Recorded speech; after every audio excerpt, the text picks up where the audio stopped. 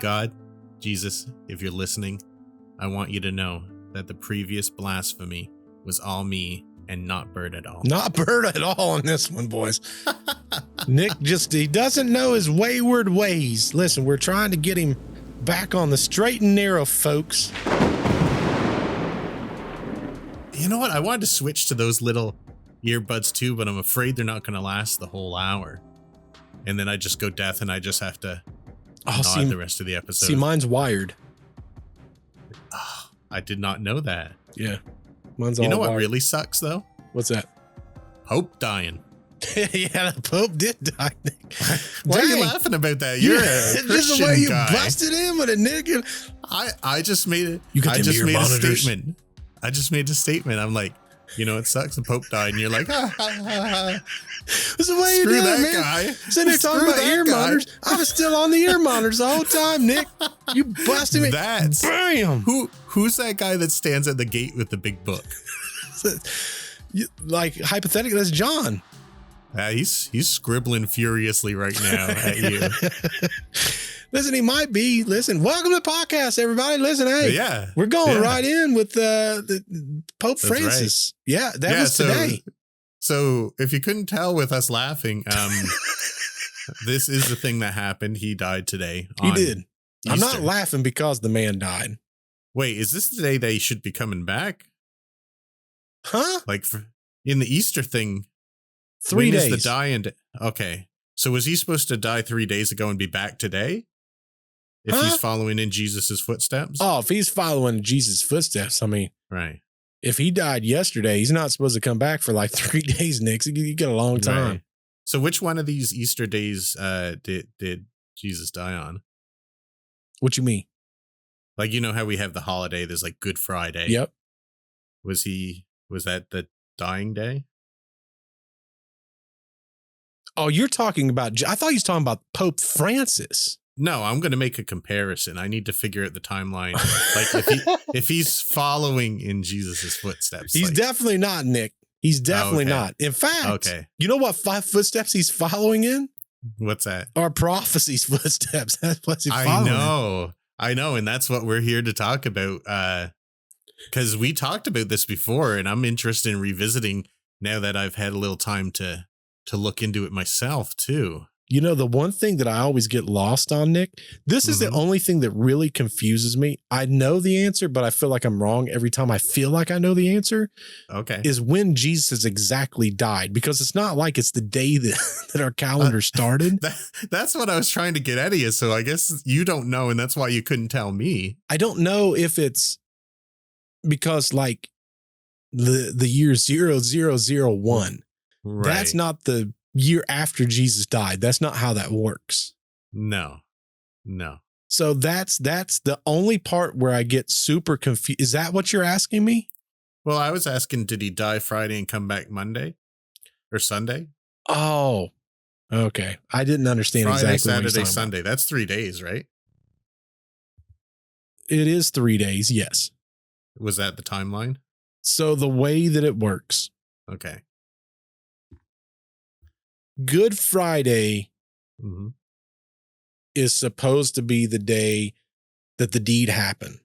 Okay. And that's why everyone on Easter Sunday, Right. if you follow any kind of Christians, they go, today he's risen. So Good Friday, it's very polarizing because you'd be like, I don't know that it's good that this guy was. Right. So it's kind of confusing.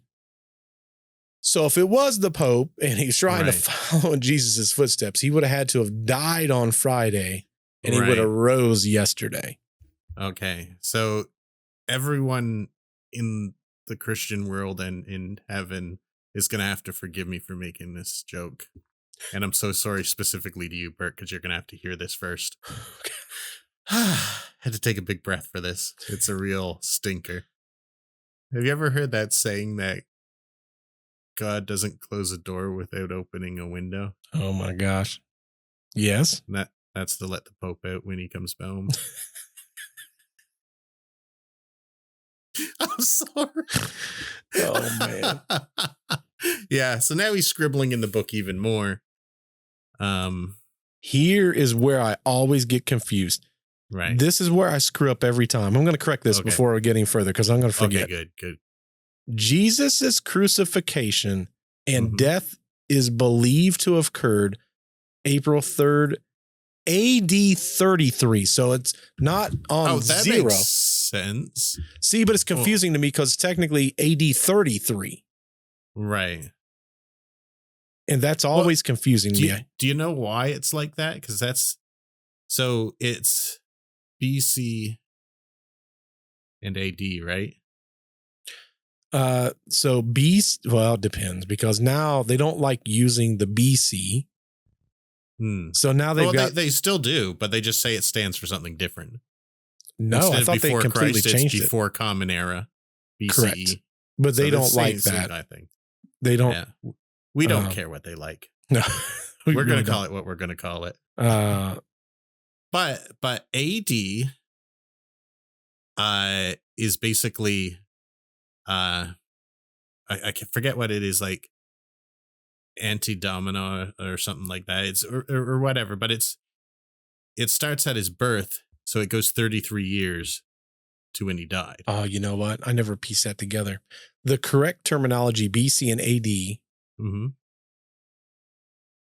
are used for chronological order to denote the years before and after the convention marked point of the birth of Jesus. Right. BC, which stands for before Christ. Right. And AD, which stands Anno Domini. Someone in our comments is going to be like, this guy's an idiot. Yeah. It's basically which direction you're going from zero. And it is in Latin. It's in the year of the Lord. Yeah. So AD. So yeah. Yeah. And another it's not complicated, but it's confusing for a lot of people, is if you go BC, the further back it goes, the number gets higher because you're counting how many years before he was born. And then if it's closer to us, it's higher AD. That's where I get confused every time. Yeah. Because what I think is for logically to make sense. I always think of DC as being the zero mark from his death, but you're right. That's where I always get confused because he did live to be 33. Yeah, exactly. Which is a nice age. That's a nice, you're still spry, that kind of thing. You know what I'm going to do? I'm going to do like we did last week. I'm going to make a little disclaimer, a little warning disclaimer. Man, this one's a little different though. I would hope.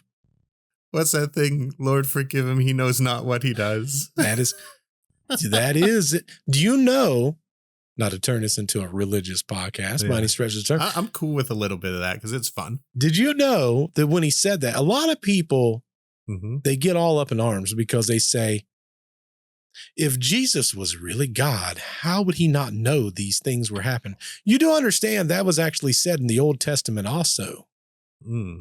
This is all Old Testament prophecies. Yeah, the fun one, the fun book. Yeah, the Old Testament, that was a little rough. Yeah, I like hearing stories from that one. That one, that's if you're a new Christian, start New Testament, work your way back to the Old Testament. Don't start Old Testament. Yeah.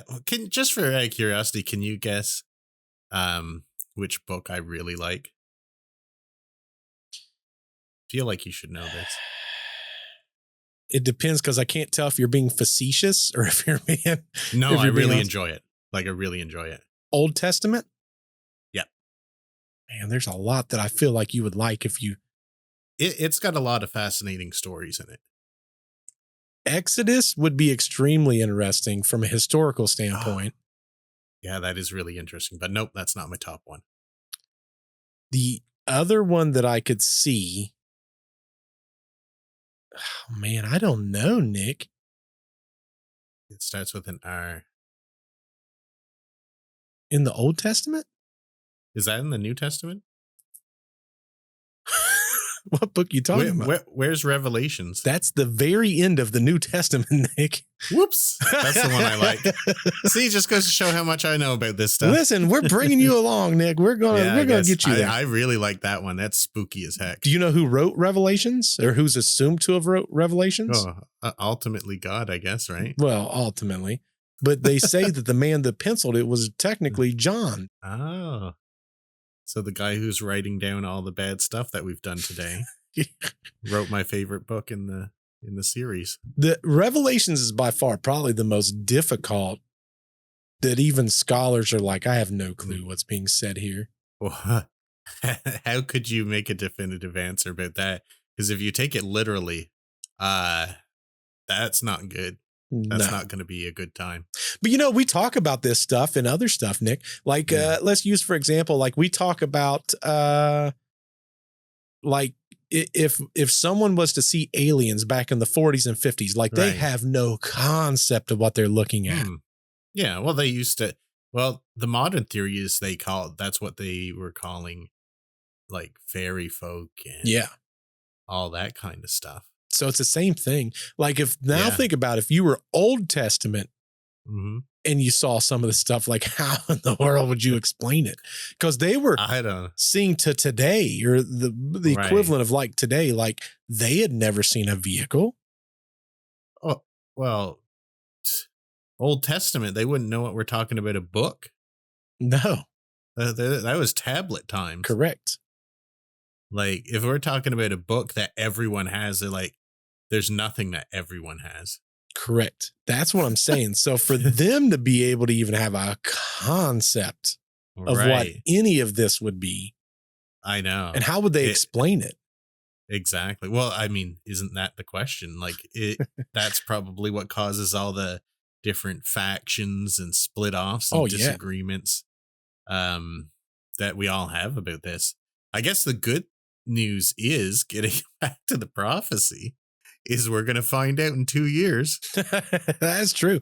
Listen, I was right around the corner too, Nick. I mean, we talked about literally the Pope and the death of the Pope and the new guy coming back in, whoever that's going to be. And of course, it just happened today. So we have no concept of. Yeah. Jokes aside, I am sad about that. Like, I don't wish the death of anyone. No. It's sounds like a butt. No, I don't want to butt it. I don't wish death on anybody, but but maybe he wasn't your favorite dude. Well, it's not even per se that. Like we talked about that prophecy. Like this is kind of the potential start to some wild stuff. I mean, well, the worst stuff. It depends on how you look at it. Well, yeah, I guess it's exciting for me. Well, it's exciting for a lot of people that's potentially, because they see it as the second coming of Christ. Right. So for them, it's like, daddy's coming home. Like, it's about to be on.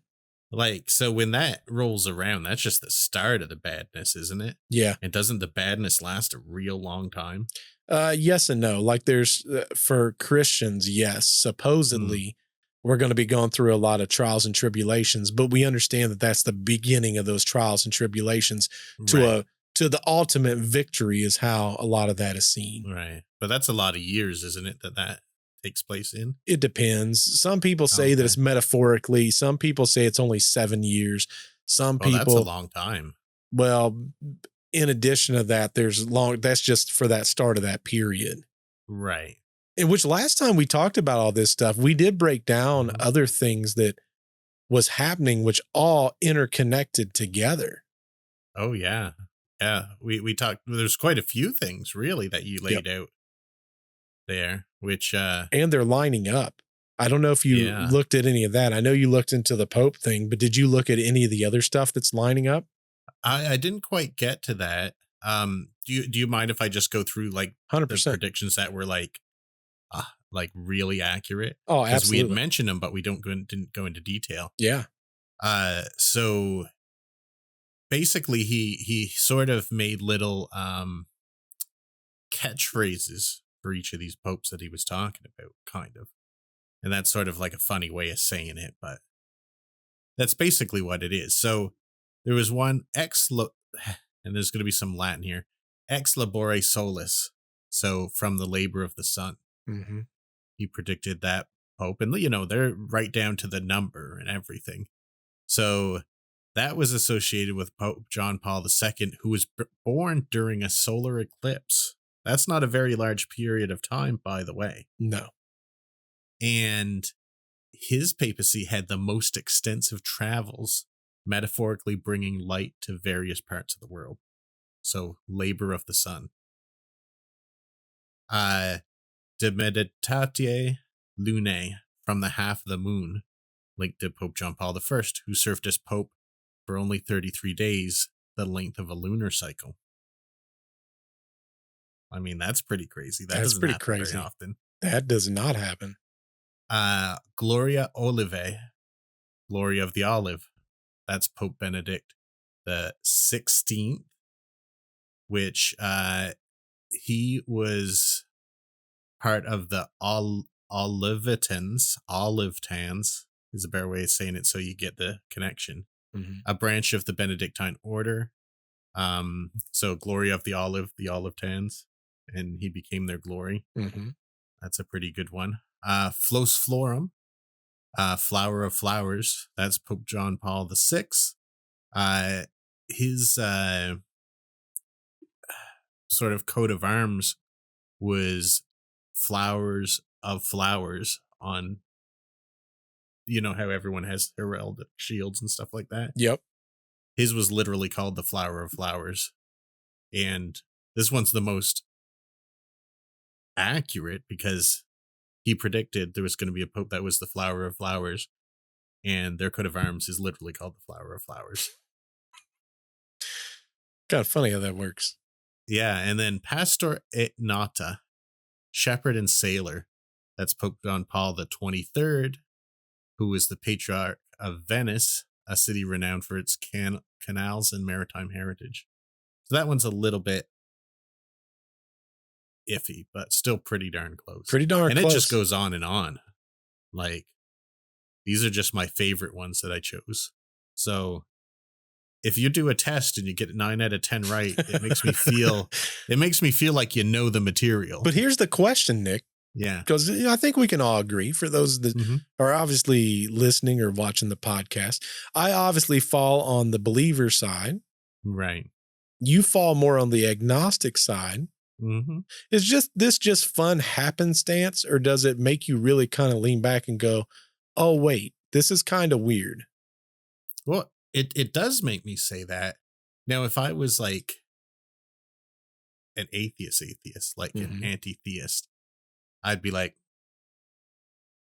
it would make me wonder about my point of view. Yeah. But being an agnostic, I'm like, this is weird as expected. Yeah. Because I don't think I can know. Oh, yeah. I got to wait till it happens to see. For sure. But I guess, my point of view. Does it make you change your position with your thought process to go, maybe it should make me want to think deeper? Like, here's a great example. Like Joe Rogan, If you listen to Joe Rogan 5 years ago, yeah, I would say Joe Rogan was about as close to an atheist as you could get. And then is he religious now? Man, he's close. He just went to church. Trying to win him. He just went to church recently for, I think it was Christmas. Okay. And I don't know. Like the way he talks about stuff is significantly different than what it was 5 years ago. Right. Well, I mean, it does make me wonder. I feel like it's more than coincidence. Yeah. Am I going to change my behavior? No. No, I don't think that that's possible per se. I think that this is just my opinion. This is the opinion of old Bert. Right. That's our second disclaimer of it. Second disclaimer. It's probably a safe one with that one. Right. I think that people have to have a moment of, I mean, I'm probably not a great Christian saying this, an oh crap moment. Right. Right. And I think once you have that oh crap moment in life, that's when you really start reflecting and going, like, this is going to sound really facetious, and I don't mean it to sound as facetious as how this is going to come off. I think a lot of people find God when they want something from God. Right. Not necessarily when it's convenient for God, but when it's convenient for them. Right. And that's why, Well, that's human nature, I think. yeah, for sure. 100%, Yeah. you know? Um, but I think that Mm-hmm. sometimes you can have epiphanies where you go, man, like Mm. that's really crazy that's happening. Maybe it would make me want to maybe dip my toes into scripture or to look at things and just kind of see what else I can find. Like it's very interesting, like because of course I grew up, my parents, you know, we went to church when I Mm. was a kid, and then I kind Oh of yeah. dipped away at 18.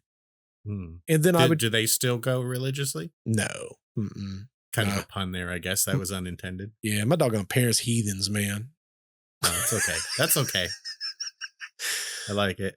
No, they I don't really see my parents as church people per se. Right. And I don't think Um, you have to be. no, the Bible doesn't. The church was never truly like the church that we see today is not what the church was in the Bible. And Right. I think that's where some people get lost in the sauce. Mm. In fact, I would say sometimes, again, I'm going to probably tick some people off here. I think Mhm. sometimes going to church hurts people versus Right. helps them. And Yeah.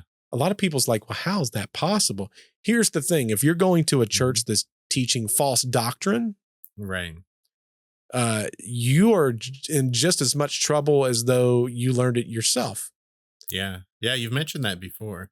Yeah. I mean, it's a case where, again, I believe that everybody should create their own thought process on no matter what it is Mhm. versus having another man tell me what I'm supposed to believe. That's just my own Yeah. personal opinion.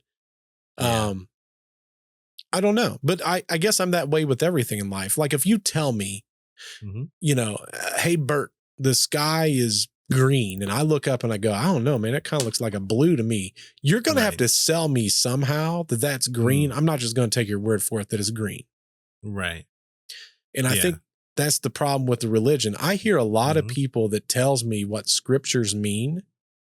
Mhm. And I go, it's not exactly what that means. And of course, I probably should correct it because I don't think people have bad intentions with, I think I they've, doubt it. I think they've heard it somewhere and it sounds really Mm. good. Like the scripture, I hear it said all the time. And it's the only one where I laugh because they have no concept of what they're talking about is Mhm. when Jesus is standing at the door and he knocks 3 times and they go, see, he knocked 3 times and they let him in. I'm like, that's not really a good, nice, clean scripture. Just go a little before, go a little after, and then come back to me. Okay. But their Mhm. church, they put it in a good context where he's knocking on the door, almost like, Right. oh, Jesus is here. And it's like, no, that's not really what that means. Like, It's funny, and there's probably some connection, but mm. here 3 knocks on the door is bad. Well, it's interesting because in the Bible, you'll find a lot of repeating numbers. Mm. And I think, again, that's probably not by chance. Right. You see, interestingly enough, I just learned this recently. I'd say it's probably a couple months ago. I didn't even know this. Um, Good night. What was it? There's a number that shows up in the Bible more than any other number. And it's considered a religious holy number. And it's not what I Mm. thought it was. Okay. Um, Good night. What was that, man? I was learning about it and then Mm. it doesn't Uh, matter. But I mean, you can look it up. I just wanted to say, like, around here, there's a lot of superstition with 3. Like, you never knock on a door 3 times here. You knock 4 times or 5 times or even 2 times, but never 3, because you know how we've talked about forerunners before. yep. That used to 3 knocks means death here. Oh, So if someone gets 3 knocks on the door and no one's there, it means someone in the household's gonna die. oh, that's interesting. I didn't know that. Yeah, so we've got, like, when you go to someone's house, if you're gonna knock, you never knock 3 times here. Huh. See, three's my favorite number too. Yeah? For like like if I do dots, like you'll see a lot of times I'll go dot, dot, dot, Oh yeah. always three dots. Oh yeah. Well, that's grammatically correct for that, though. Yeah, but like I do it with everything. Like, or let's Yeah. use, for example, like probably another great example of that is I like to do things in threes. So like if I'm doing three examples of examples of something, Right. I like to have three. Yeah. Just don't knock 3 times. That's the Definitely thing. don't knock. Yeah. I Like, don't because know how many 3 in times I knock. other circumstances isn't bad here either. It's just the knocking in threes. I think And I I wonder if knocked that's 4 related to what times. you said. Well, that's good. That's what we would do. We would knock 4 times or 5 or anything but 3. I feel like I'm saying that now because I'm not supposed to knock 3 times. I don't know. Well, do you guys have that superstition? Or I've no? never heard that superstition before. Okay, I'm wondering if it's related to the story you just told about him knocking 3 times upon the door. Could be. I don't know. It's What interesting. happened next? Oh, it's definitely deep, dark prophecy. Okay, so that it could be related then. Yeah, it could be. It's Yeah. but churches talk about Jesus knocking at the door and how it's such a good thing, and it's like it's not really. I could definitely say without a shadow of a doubt it was churches that drove me away. So, And that's the biggest problem. Unfortunately, Yeah. I think a lot of times when people are kind of, what's the word I'm looking for? Because I don't like chastising some things. It's church will martyr their own people first is how I see some. And it's, again, I think it's because honestly, I think a lot of these pastors go into these positions with no concepts of what scripture means also, or their own Yeah. interpretation that they run with. It's very sad because I think that that's what hurts the Christian faith. Yeah. Oh, it definitely. Plus all the splashing of holy water and them holding crucifixes up to your face and screaming at you. Yeah. I mean, that never helps. Yeah, But for sure.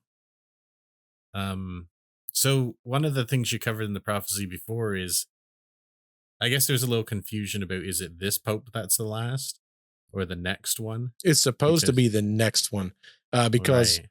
Pope Francis was supposed to be the one before the last coming or last sitting Pope. Right. And the last one's supposed to be Peter the Roman, you said. There's 2 different theories on that.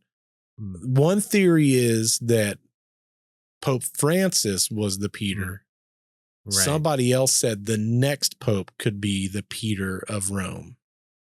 Well, if that's the case, we've got a very good chance because there's 3 Peters in the running. And one of them actually literally is from Rome. So I feel like if they choose him, I'm going to be like, that's the last. That's it. Yeah, that's I don't know. Would that seem like a coincidence to you, or like they've really got like a ton of candidates? But if they actually choose a Peter, that's one thing. And if they actually choose the Roman Peter, what would that make you think of? Like, would that make you feel like this is a big deal? Or I mean, I'm already locked in on this. Oh, okay. So you expect that then, probably.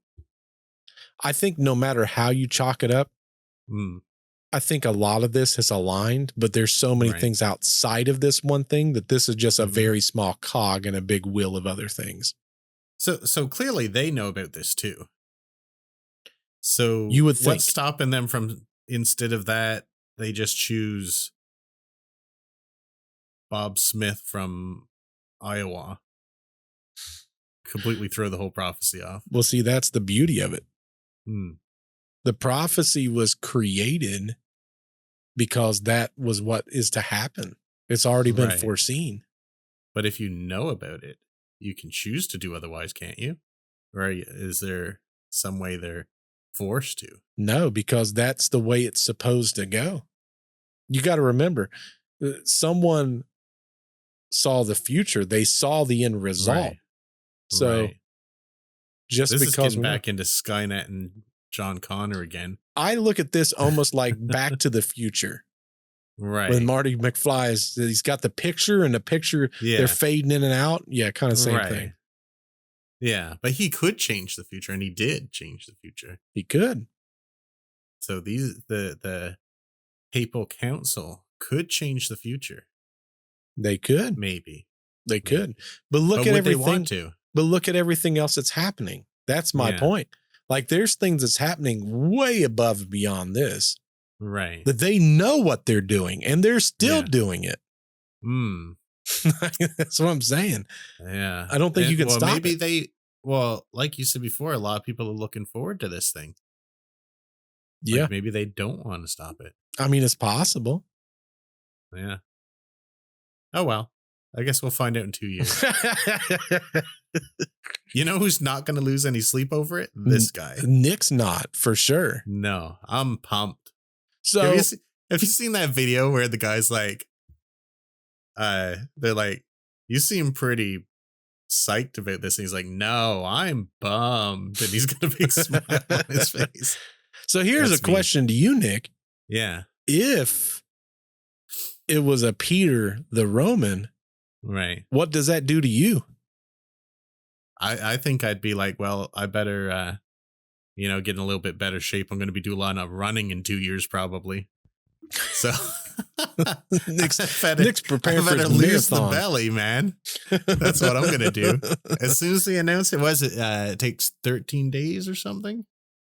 For what? Before they elect the new one. I don't know. I'm not as well versed on that. I think there's a length of time from the day of the death. Right. There's a mourning period. Yes. And then that's when you see the smoke start coming out of I don't know what they call it. It's like a chimney, basically. Yeah. That's from the papal residence. They put stuff in the fire there yes. And different colored smokes mean different things. So. Correct. Yeah. See, this is where I'm not great with that religious side. I learned a lot of that from the movie Euro Trip. Never seen it. Oh, that's so good. I feel like there's a lot of movies where you're like, this could be incorporated from X, Y, and Z. And I'm like, I don't know what that is. Well, in Euro Trip, the whole movie of Euro Trip is this guy's trying to hook up with his pen pal because he loves her. Mm-hmm. But he told her a bunch of horrible stuff because she was German and he thought it was a boy's name, but his pen pal was actually a girl. Mm-hmm. And he had a picture of this big burly German man next to this pretty girl. And her name was Mika, but he thought it was Mike.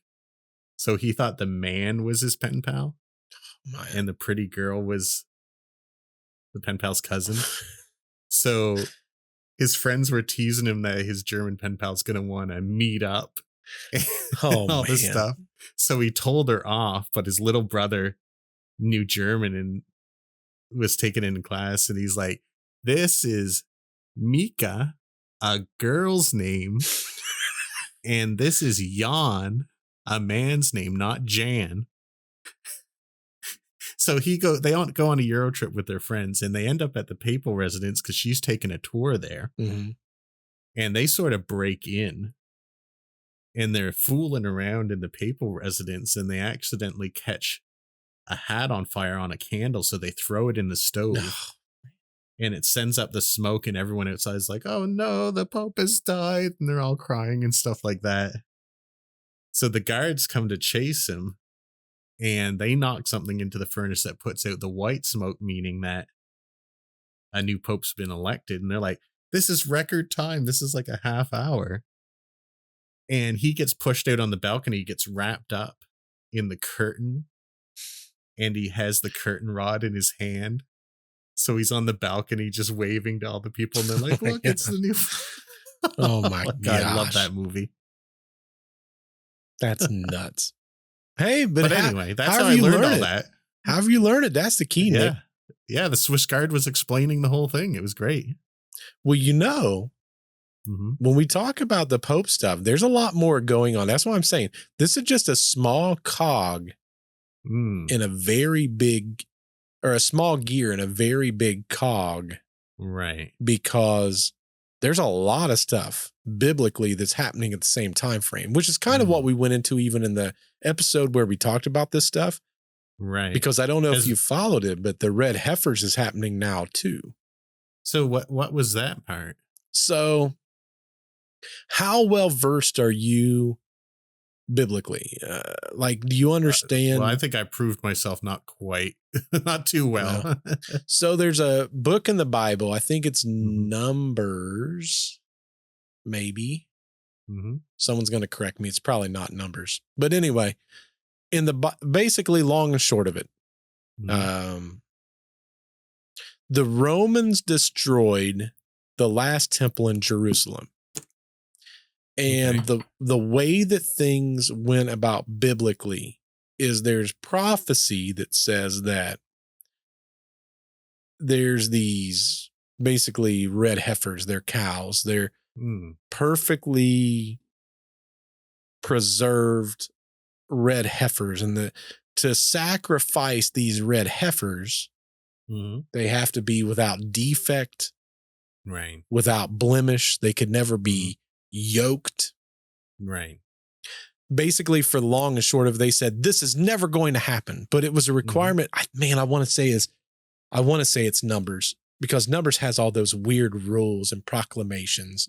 But Right. anyway, I'm pretty sure that's where it at. But it lays out this is what you sacrifice and this is how you do it and blah blah blah. And they said Mm, this is never going to happen. right. This is prophecy that will never occur. The Romans tore down the Jerusalem. Well, I don't Um, have to be a genius to see where this is going. well, for the first time in history, Mhm. recently there was these heifers, perfectly red, unblemished, unyoked heifers from Mhm. Texas, Okay. which was paid for and transported to Jerusalem. Oh, really? How did they know that that happened? What? Or did they like how did they hear about these were born, or were they specifically bred to be that way? Nobody knows. That's interesting. But it's hard. You know how hard it is to get these red heifers with no blemish?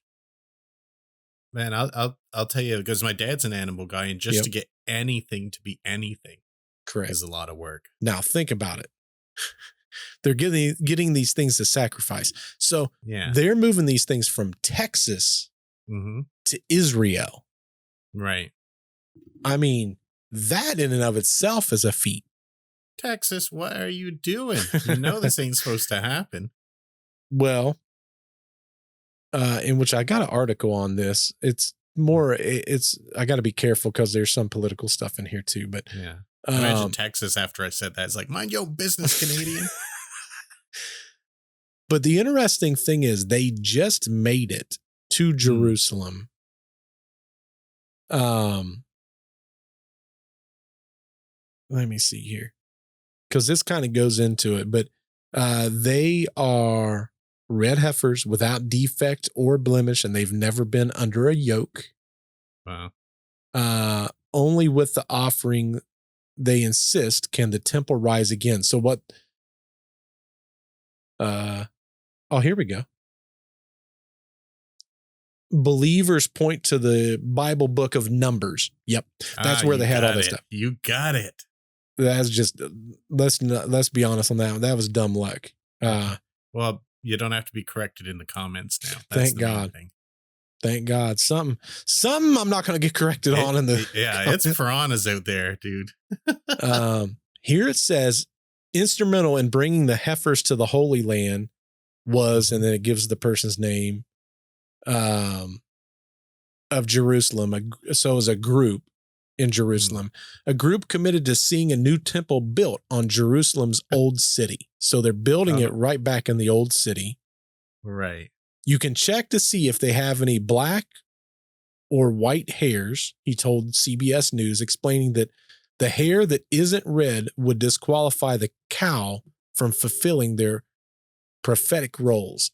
So That's real specific. these cows have none. Mm. Finding the red heifers took years. The quest led Mamo not to Jewish breeders, but to a Christian rancher thousands of miles away.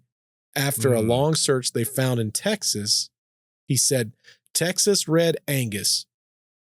To bypass strict laws in placing at the time the ban of export of U.S. cattle in Israel, the heifers were classified as pets.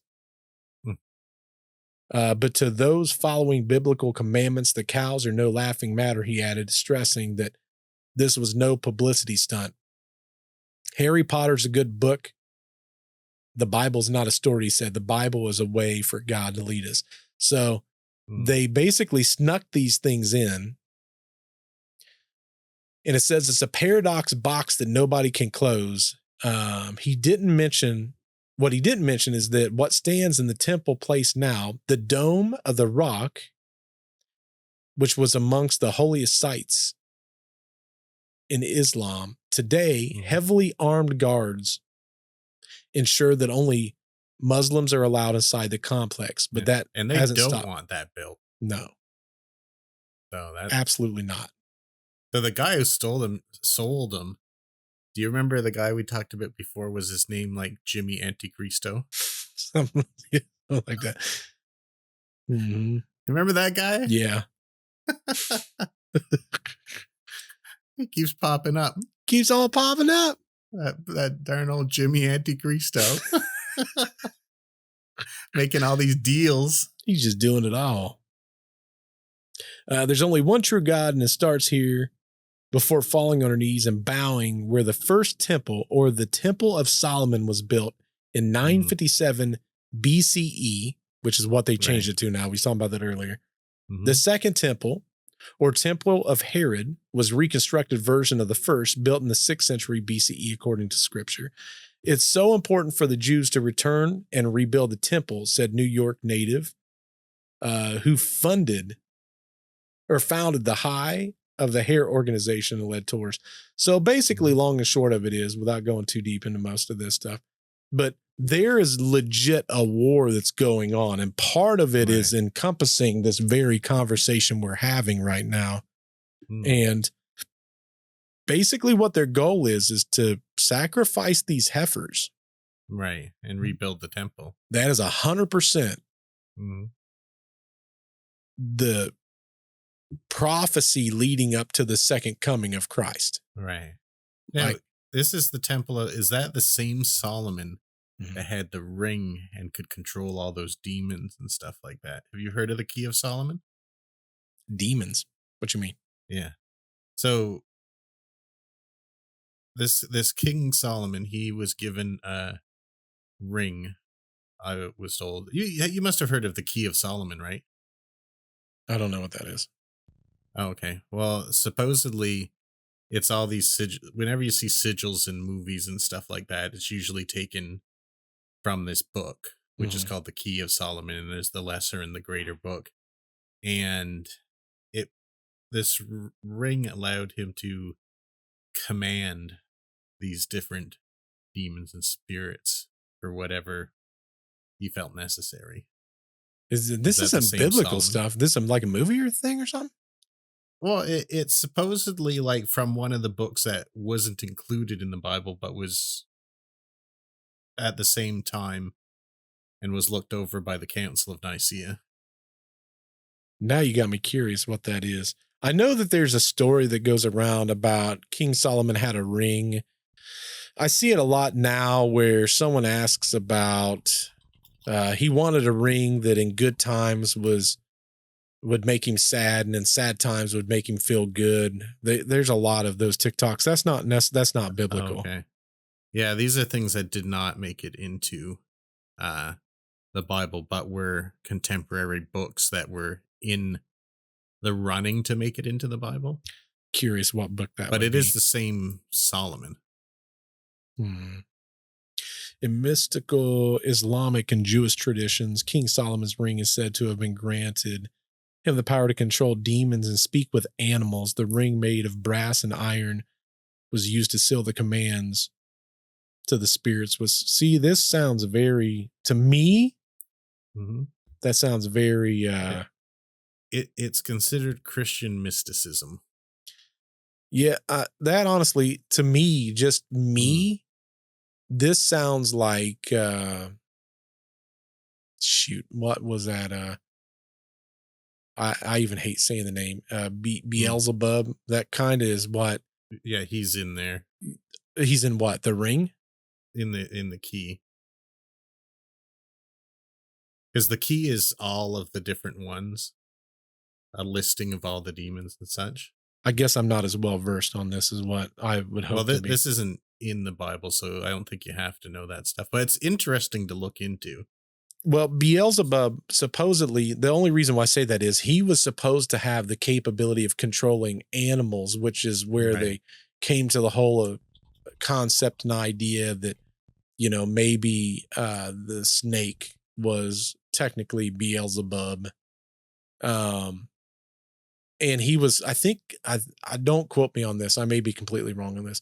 I want to say Beelzebub was like supposedly the leader or like the highest ranking demon or whatever. But that's not, Right. I don't think that's true either.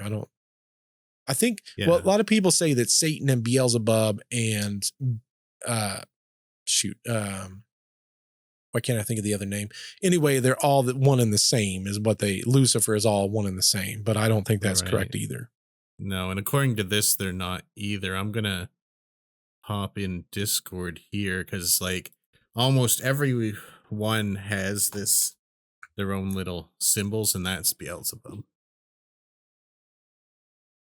You've probably seen these kind of things in movies before.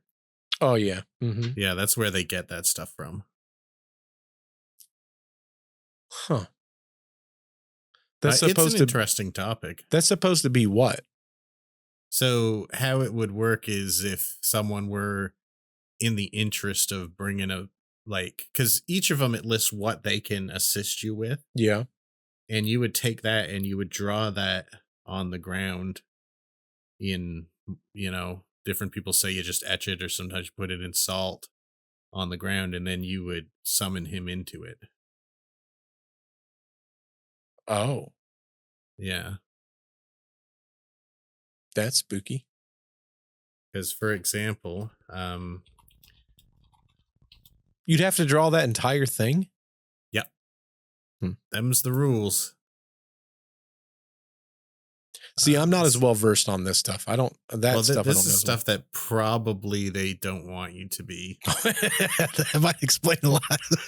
I I I feel like it's not something that they are interested in people knowing. Yeah, this stuff I'm not. This unfortunately is a category where I'm looking up Beelzebub now because I'm curious. Yeah. Um, oh, I was right, but I've started to say it, but then I didn't say it because I thought I was wrong. Baal or Oh, that's the Beelzebub, also spelled Beelzebub or right. Beelzebuth, was occasionally known as the Lord of the Flies. Hmm. Yeah, because in the Bible they talk about Baal all the time. People was worshiping to Baal, and Yeah. for a That was when that whole burning bush thing was coming about too, wasn't it? yes, Yeah. yep. And what they say is that the Baphomet. Now since I know that part, the Hmm. Baphomet, the Baal, Yeah. even if you look at like demonic activity, similar to like Hinsdale, right? Like we're going to the Hinsdale Hmm. house and they've Hmm. got the bees. What they're saying is the Right. Lord of the Flies. It also brings other insects in, like bees and Right. flies. And I just did a haunting story, an interview probably a month back with a young lady. Her Hmm. grandmother's house was infested with ladybugs. Oh, yeah. That's common around here, except they're actually Asian beetles here. Oh, I thought you meant being haunted by ladybugs. I'm like, what? No, they just come in like ladybugs don't, but Asian beetles who look exactly like them Yeah, will like they're more congregate in orange. corners of houses and stuff like that. Yep, we get those too. Yeah. Um, but yeah, so the interesting thing about this, because it seems so weird, is that they have like a listing of all of these dudes, and this it's just names you've never heard of before, Hmm. but it's like this person has power over the wind and sea, and if you get his help, he can make safe travels, or this person can know secrets and can tell them to you, or you know. all this kind of stuff. Yeah, I'm not as well versed on some of this. I've looked at I've studied a little bit of demonology, and even that I probably need to polish up a lot more on, especially before we take our trip. Just because I ain't trying to bring none home. Well, So here there's a demon name that you probably use quite frequently, or you've heard of it before. If someone's speaking so quietly that you can't really make it what they're saying, it's sometimes called a murmur. Yeah. You've heard that before? That's entered common language. That's because of a demon called Duke or Count Murmur. Huh. That's from his name, and his is that he can let me make sure I get this right. Answer every desired question and make hidden speech discernible. Oh, that's so that's sort of interesting. been added to the English language. So if you hear something you can't quite understand, it's a little murmur. Huh. Yeah. Interesting stuff. Like I said, it's a little spooky for some people, but I find it interesting. It is a little spooky. How about a topic switch, Nick? Yeah, maybe. Yeah, I'm scared now. Let's switch it. You're not going to get any better. Remember how, was it last week and a couple weeks ago, we was talking about the Poltergeist house? My all-time favorite movie. Yep, because we was talking about, or should I say the movie anyway, we was talking about the house and the skeletons and all that stuff. Well, Yes, the sir. site where that was filmed, which is what we talked about. Yeah. Zach Baggins. Oh, this guy's coming back again. We also talked about him. His season premiere is going to be at that location where the film was or should I say where the film was shot? Nope. That's exactly what it is. We're prophesying over here, Nick. We're prophesying. I guess. When's that coming out? Because I don't typically watch a show, but I'm going to be watching the heck out of that. Well, it says that the new season of Ghost Adventures premieres April 16th. So it would have already occurred, with the first ever investigation inside the Poltergeist house in Simi Valley, California, where the movie was filmed. Wow. Zach Baggins look that up. Says Zach Baggins has never shied away from anything cursed in the special 2-hour premiere. The Coast. Oh, so it's already happened. Yeah. In the special 2-hour premiere, the host of Discovery Channel's hit series Ghost Adventures returns for a new season for a first ever investigation inside the house where the 1982 classic horror movie Poltergeist was filmed. Baggins, along with a crew of Aaron Goodwin, which we also talked about last week. Yeah. Billy and Jay visit the Simi Valley, California property and work with its new owners to look into one of Hollywood's most infamous rumored curses. Dude, I'm going to be so mad if they've updated that house at all from the 80s. You know, they probably didn't, because they're like, we can tap into this. Yeah, they should be. That should be a place where they rent it out. Well, his exact words is what you said when we talked about it. Baggins said that he's been intrigued by the idea of the Poltergeist's curse since he opened his haunted museum in Las Vegas. I want to see whether or not there's some type of inception of the curse that would be the beginning of it, he explains. Why were most of the cast? It was the skeletons. Well, and he said it's kind of the same thing. He said, why were some of the cast and crew complaining about paranormal occurrences while filming? Where did this originate from? And so much of the movie was filmed at the house. I want to see if there's something there that could possibly be responsible. Yeah, I never felt like the skeletons, I didn't think helped the situation. That's like gasoline on a fire. Oh, yeah. But if you think about the order that you film things in, yep, that wouldn't have been till much later, and they probably wouldn't have grabbed those until later on. Oh, yeah.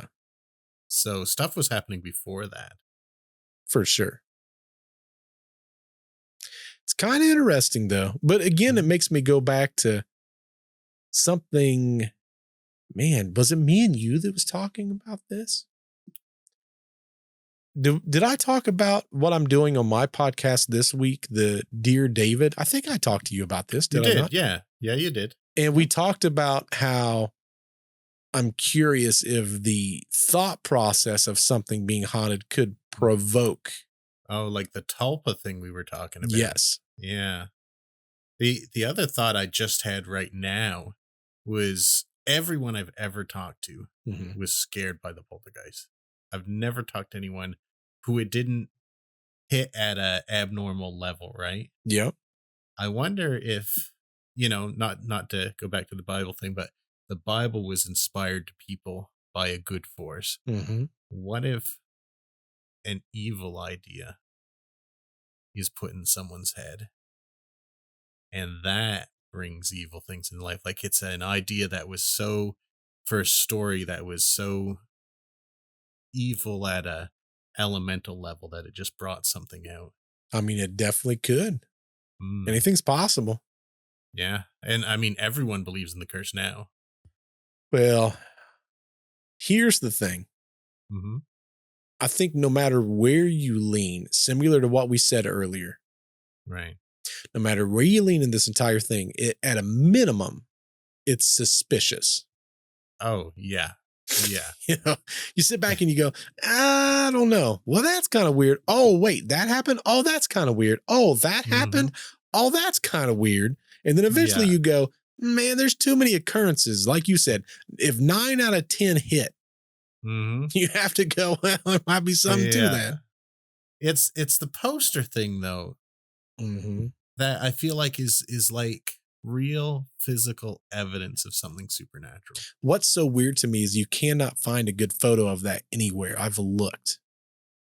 I bet you that if you watch the movie, you could grab one yourself. Here's the thing. Hmm. I thought I'd be able to go somewhere because I'm like, man, someone's obviously talked about this before. There's got to Right. be a good, clean copy of this Mm. thing. Oh yeah, I couldn't find one, Cannot find it.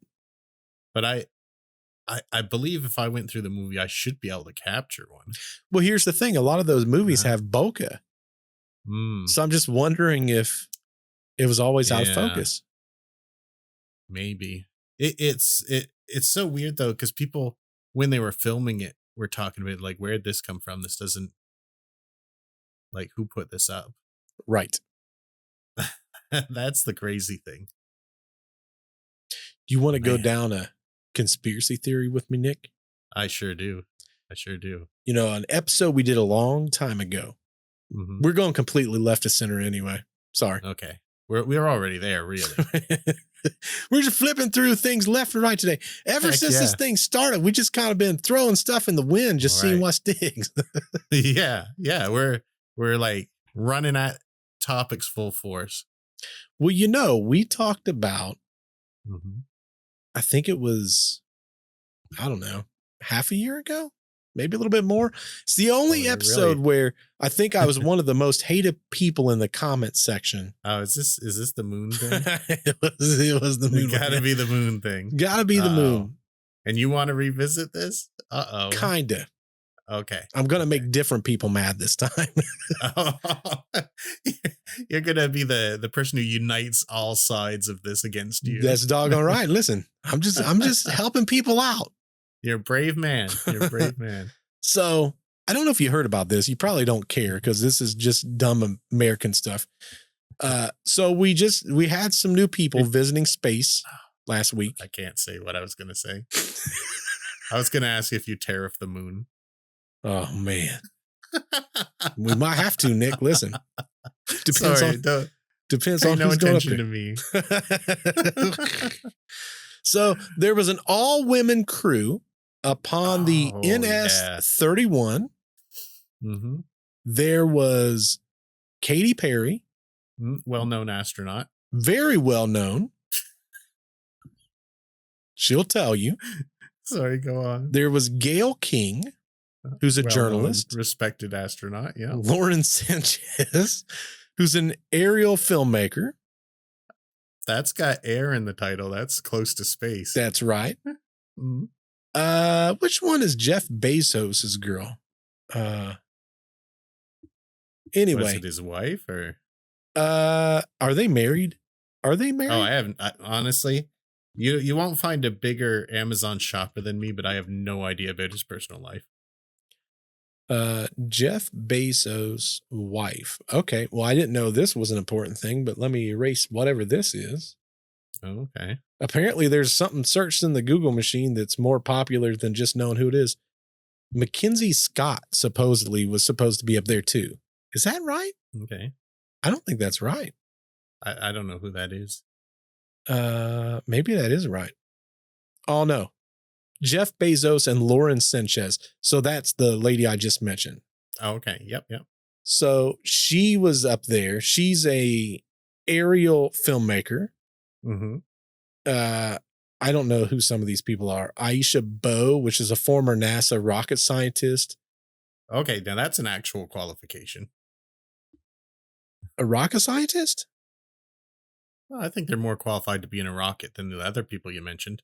Oh, yes. Yeah. If you're looking at, who's supposed to be, they're all astronauts anyway. I don't know what you're talking about. Of these 4 people, who belongs in space more? Well, then you've got Amanda Nugent, who's a civil rights activist, and Carrie Ann Flynn, which is a film producer. So long story short, you have a whole bunch of people that nobody knows. And then you got Katy Perry and Gayle King, which probably the vast majority of the people knows. Right. So they're all up in this space shuttle and they go on this little space tour. Now, here's what no one ever talks about when they talk about this thing. Okay.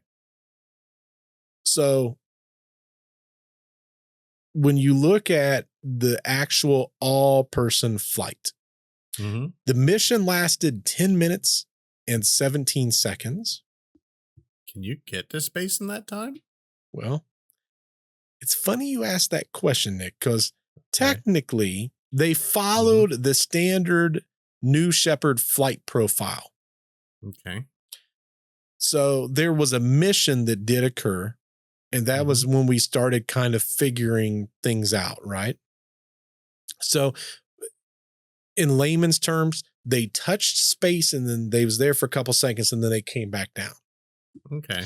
Now, the interesting thing about it is you've been in an airplane, right? As you go up, there's pressure that's associated. And when they close it, they lock the plane from the outside, right? Right. That's why when they're parting and they're closing everything, you hear it still up. Zoop, right. That's just an airplane. That's just commercial airplane. Or if some of you are rich, you understand it on the private side. Nick and I don't understand that. We can't even get into first class. But listen, everyone experiences that. Well, then you go to like planes that have you ever been in like a fighter plane, Nick? No. I definitely have not. I've been in one fighter plane my entire life. Super cool experience. Only happened once. That's a completely different level. But that space, that one, I believe, could get to the edge of something. I think that plane could go up like 70. It doesn't matter anyway. But there's certain things that happens when you hit that barrier because there's a pressurization change. Right. Well, the interesting thing about all of this is it launched 30 miles north of Van Horn, Texas. Okay. The rocket ascended vertically, reaching Mach 3. Okay. The main engine cut off at 2 minutes, 40 seconds from liftoff. Everything goes smoothly. They was weightless for about 3 to 4 minutes in microgravity. And then the boosters performed a control vertical landing using what they call aero brakes. Right. So did you see there's like this very nice video of it landing, Nick? I didn't see it. Multiple camera views. And then they show it right before the ground is just poof, big dust cloud. Big old dust cloud. And then it just lands down, right? Then it cuts to the camera right in front of it, ready to go. Right. And much like any aircraft, okay, let me rephrase this. You may know this. Any aircraft that we've had, spacecraft, should I say, any spacecraft that's landed, do they open it from the inside out or from the outside in? Well, they have to wait till people get there to let them out. Well, that's a coincidence, right? There's a reason for that. Oh, they just walked out. Oh, no. No. Okay. No, this is why the story's so good, Nick. Oh boy.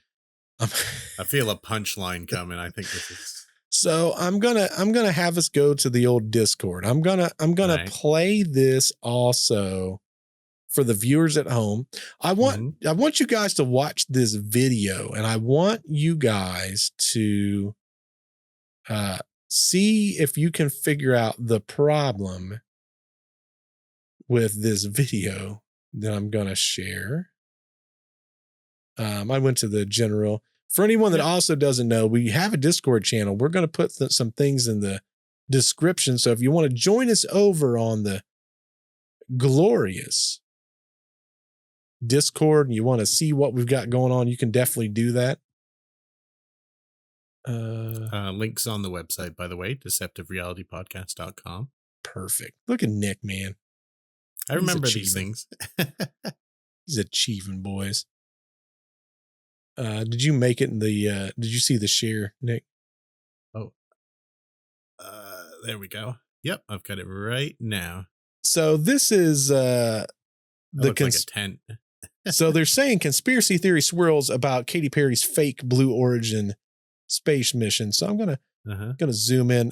So this is what landed. Now, the first thing that's people saying is when you do a reentry back into our atmosphere, right? Has anything ever landed without any scorch marks on it? I don't think so. Man, this might be the cleanest aircraft or spacecraft ever. Oh boy, I can't wait. And then check this out. What's going to come out of her Look at the door. really her heart. And is that Jeff Bezos out there? They're right like, by the capsule? close that freaking door.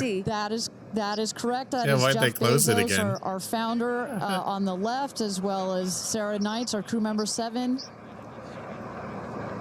Look, he's got a special device to open the door. And I just want to thank our viewers for joining us. Oh my goodness. NS-31, New Shepard's 31st mission to space, our 11th human space flight.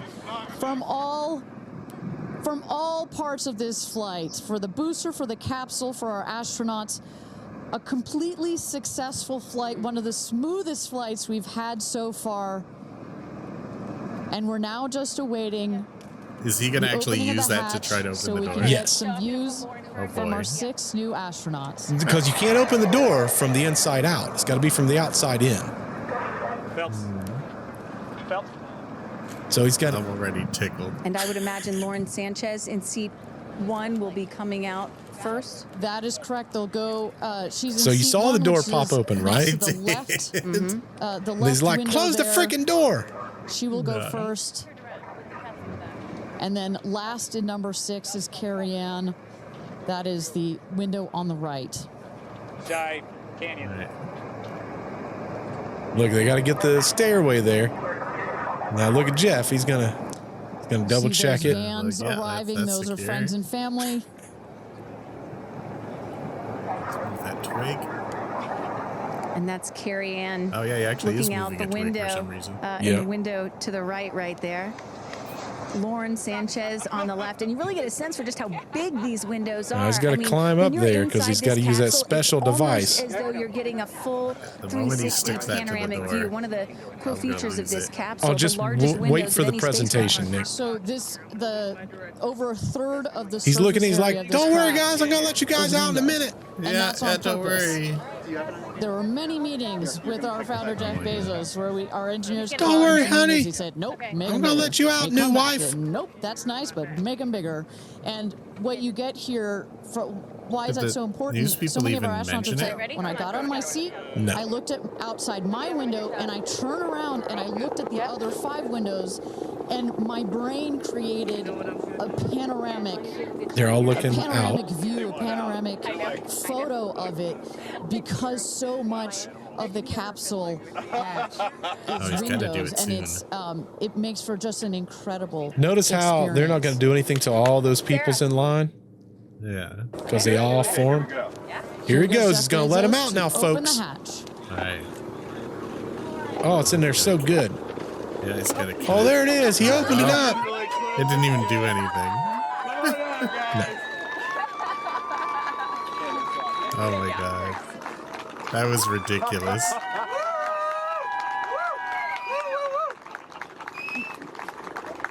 Oh, it's a good thing she survived.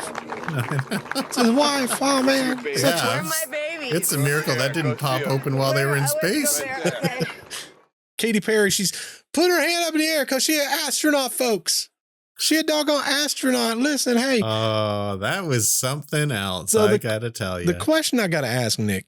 Right. You know, we talked about the moon landing, and there was some people that got a little butthurt about that. Yeah. So just our basic knowledge about pressure and you think that door should have popped open like that from the inside? It's a miracle they didn't burn up in space. No scorch marks. They may as well have used a screen door on it, like from an old cabin or something. Correct. Like, literally no scorch marks on the capsule. The brush right next to it wasn't even bent down. Not bent down. This is why people don't believe people landed on the moon. Yeah. This didn't help the case, I gotta say.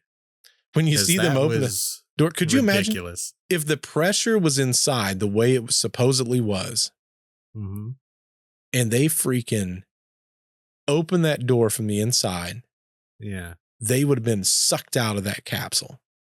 Because we're talking about there's no pressure in it's just the pressure's lower, right? It's significantly lower. Right? Isn't space is the void. Well, they didn't even really go to space. Like they touched it for a couple seconds, supposedly. But then my question is, why in the world? It's extremely low. That's what it is. Yeah. Yeah. That's what I couldn't remember if it was so much pressure, but it's because I think of our sea and space the same, even though I guess it's different. But yeah, so they got to pressurize the inside.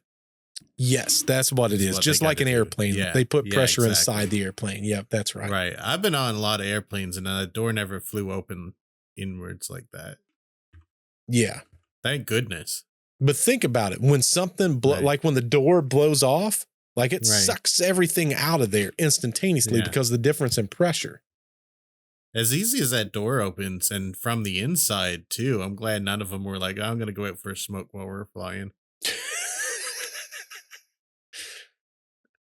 Well, I find it extremely interesting that this is the hill that they want to die on.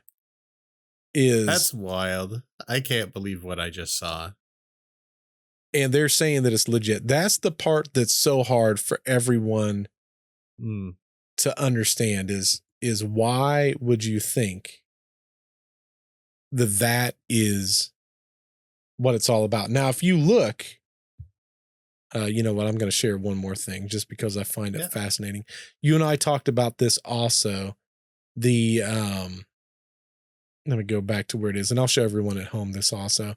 We talked about how it did the re-entry back into space, and there's multiple camera cuts. Let me see. I'm going to go here, chat, window, Blue Origin, go live. So they talk about the aircraft. Now, if you look at this aircraft here, it's coming down. Okay, so see, it blew the top. Now it's doing the parachutes. Next will be the main parachutes that get pulled out. Now look how clean it is. Now look at that. Isn't that just so nice and clean the way that all opened up? Well, different camera view. You will see a puff of smoke when it touches down, a puff of dust. That's normal. Does that not look like something you could render with AI? I mean, this looks something I could do with a model. Yeah. Video courtesy of Blue Origin. See, there was that air brake system, and then the big puff. Oh, and there's a different camera view.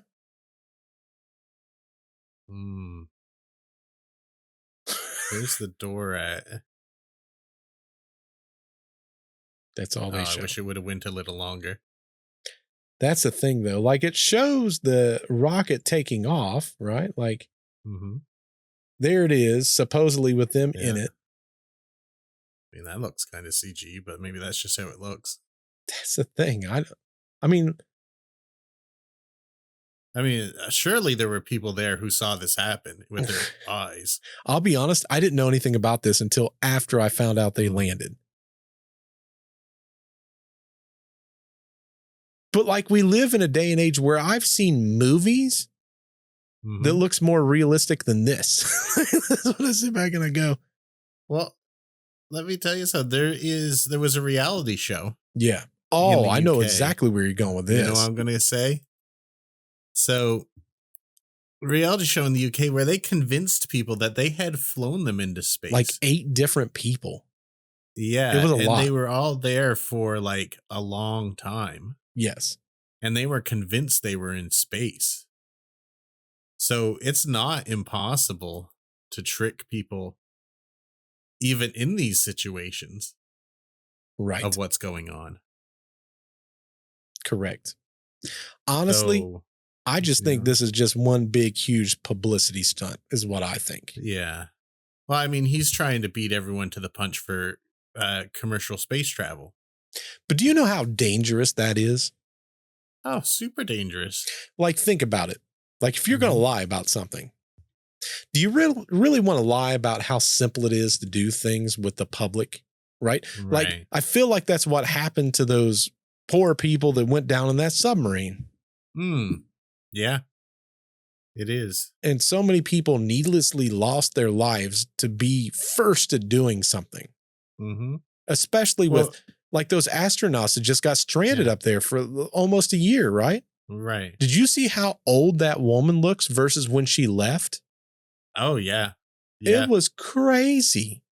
Well, that does, being in space, like, reduces your bone mass and, like, your muscle and everything like that. Well, on top of that, the radiation that's surges through your body. They talk about people that have that prolonged space. Their number one threat is cancers associated because there's so much radiation, micro level radiation that's going through your system all the time. Yeah. Like, it's not a safe thing to be doing. But I mean, that's where the money is going to be in the future. Like, they're already doing like low orbit commercial travel. Like, I don't know. Space is one of those weird things where I don't know that we've accomplished everything we said we have. It's real weird though, because normally they send the poor people into dangerous things first. We're sending rich people now, which, I mean, for us poor folk, I guess that's better. Or it's a trick. Yeah. It's a trick to get us poor people in there. But have you ever heard of the book series Red Rising? That sounds familiar. I don't know why. So I've read a couple of them and I should read more, but the premise of this is we're going to colonize Mars. And we send people up there and they got to terraform Mars. And the only way to do it is these people have to work down in the mines of Mars to complete this process that will make Mars habitable. So they send people up there that work in the mines and they're like, listen, you're not doing this for yourself. You're doing this for your kids. So these people work down in the mines on Mars for generations and generations. And it's always like, just, you know, in the next couple of generations, we'll be able to do this. Do this for your grandchildren who can live free on Mars on the surface. And one of them finds this tunnel one day after like 15 generations of being underground on Mars, toiling in the mines. And he goes up and he finds out that Mars was terraformed hundreds of years ago. And it's a beautiful paradise with fruit trees and all the rich people are living up there. And they're keeping all those people underground mining and they sell it back on Earth. Isn't that messed up? And that reminds me of this because it's trickery. Of course. That we're going to fall for so that we continue servitude. I'm telling you right now, I forget who it was I was talking to. I think it was last week. I said that once you hit a certain stage in your life, and I feel like I've hit that stage finally, where I look at everything and I go, why am I doing this? Right. I know there's going to be people that's going to listen to that or even watch on YouTube and go, what does he mean by that? it's where I wake up every single day and I go, why am I doing this one activity? Is it because that's something that I've determined that I want to do? Or something that's been pre-programmed inside of me that tells me I'm supposed to do this? I think about that a lot too. And the crazy part is even though that thought process comes through, I don't know on what side of the spectrum of good and bad it falls on. Right. What a lot of you may not know is that Bert and I have been working to terraform Mars for quite a number of years. Exactly. And we're kind of questioning what's up above us. You best believe we've not been to the moon, but we know we've been to Mars.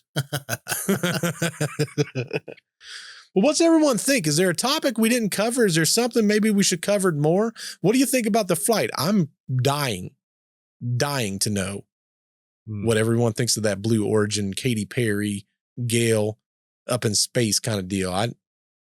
I'm going to listen to interviews immediately after we're done recording. Dude, Gail King is the loudest of all of them. She says they all should be called astronauts. Okay. And that you're basically a sexist pig if you don't. Well, I'll make up my mind after I look up something right now. Let me just do this real quick. Last time I checked, to be an astronaut, you kind of got to be a pilot.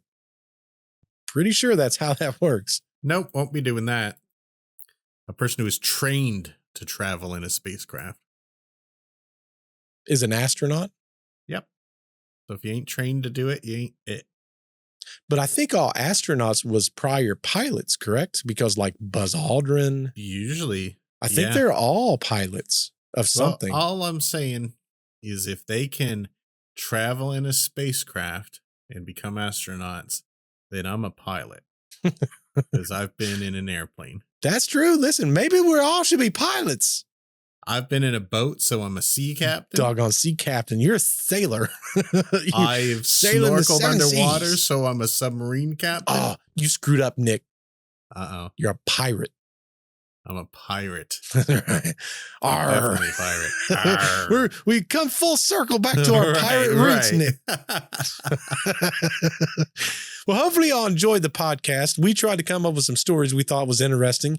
We'll be coming back next week. If you've not subscribed to the channel, definitely hit the subscribe button. Rate us wherever you're listening to the podcast. That's how we continue to grow. Tell us in the comments down below. Do you think any of this happened? Do you think they's up in space or not? Until we see you on the next podcast. Goodbye. Please put your spacecraft trays in the upright position and make sure that the flimsy door is sealed before takeoff. Doggone flimsy doors. Don't get sucked out.